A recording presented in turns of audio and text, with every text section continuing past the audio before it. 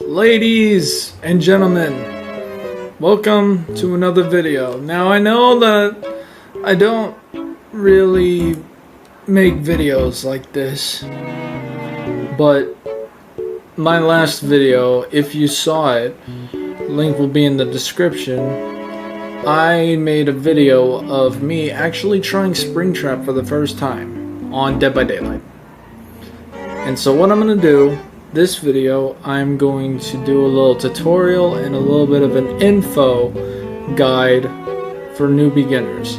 As in, for the ones that want to play a Springtrap, I will show you the best perks to start off with. And then you guys can evolve from there. The perks that I started off with that actually gave me a couple of wins. I'll start off with that, then I'll go ahead and I'll show as to how he is supposed to be played, and then once that is done, I will go ahead and show you guys gameplay, so that way you can see how, I guess you could say, how I play as him, using the same perks. So let's go ahead. Let's get into it. Alrighty, ladies and gentlemen, we are going to go ahead and we are going to start off with his perks. The perks that I believe would be pretty good for the beginning, whenever you're first starting as him. Now the perks, you're going to need certain characters for these, because all of these you will need, except for one, you will actually need to pay content to actually get some of the perks, except for one. So we are going to start off, and we're going to go with Lethal Pursuer. Lethal Pursuer, at the start of the trial, the aura of all survivors are revealed to you for 9 seconds. Anytime a survivor's aura is shown for a period of time, its duration increases by 2 seconds.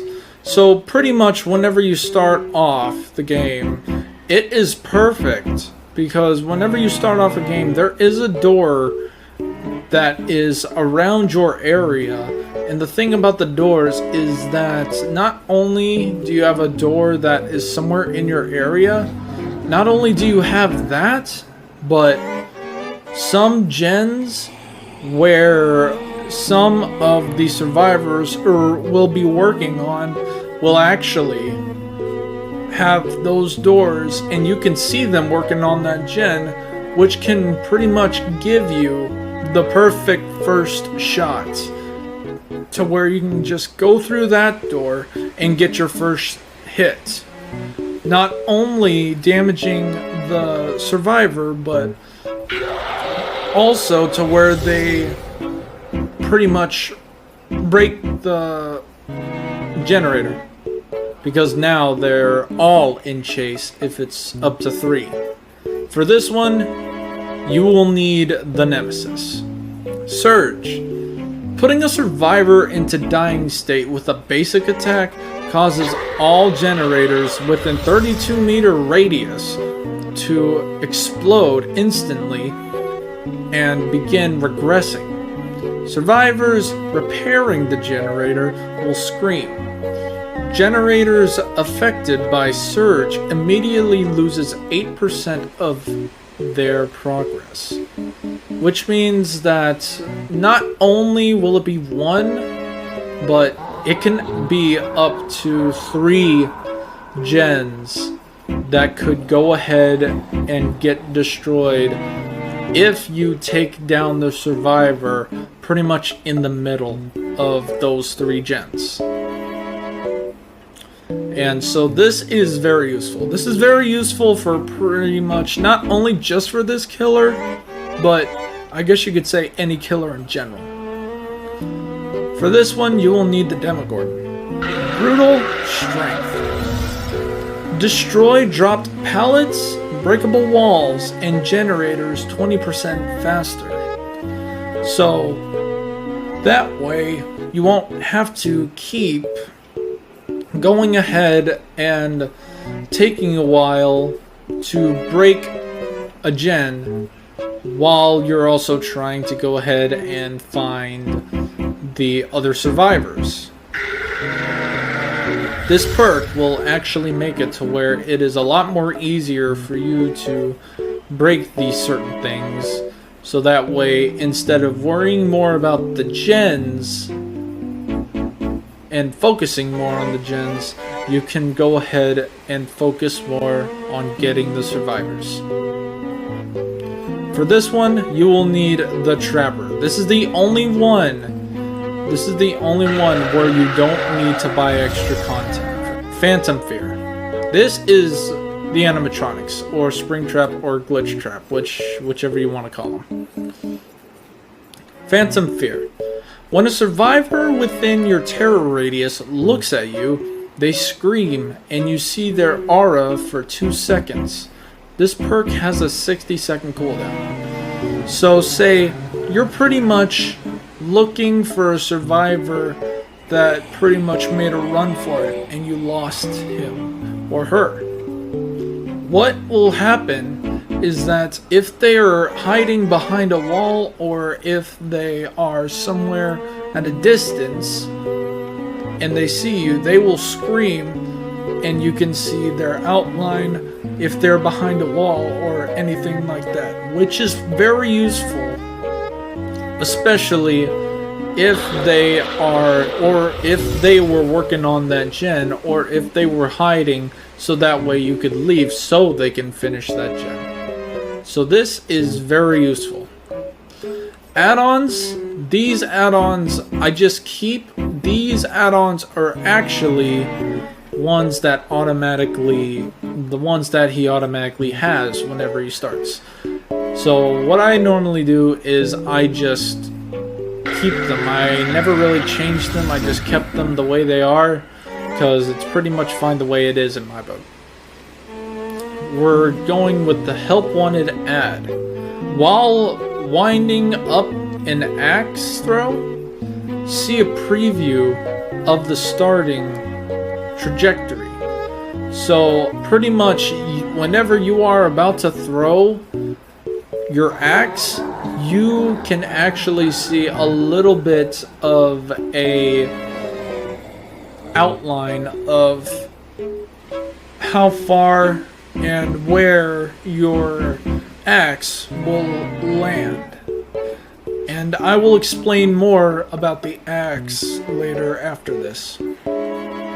Next, we have Greasy Paper Plate, and it increases the time required for survivors to remove the axe by 15%. Because sometimes it will actually, whenever you have the axe on their back, sometimes while chasing them, they can go ahead and they can take off that axe pretty, I wouldn't say very quick, but pretty good time to where you won't really make it to them the whole entire time whenever you're about to attack or trying to grab the axe back.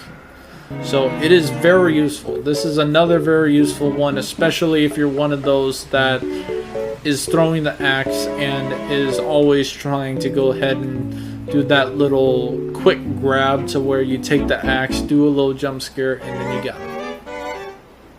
So these are all the add-ons and perks that I believe would be perfect for beginners whenever it comes to playing as Springtrap. One more tip that I always do that I think you guys should also try is, if you ever get a new killer, I suggest not to go to a straight game. If you want to go to a straight game, that's fine. If you want to give it a shot with normal, then go on ahead. But I normally do custom game whenever it comes to me playing as a new killer.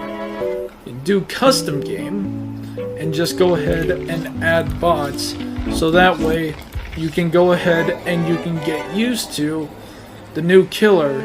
And also, what I normally do is I go ahead and I put the perks that I use whenever I'm playing online. As you could see, all these perks,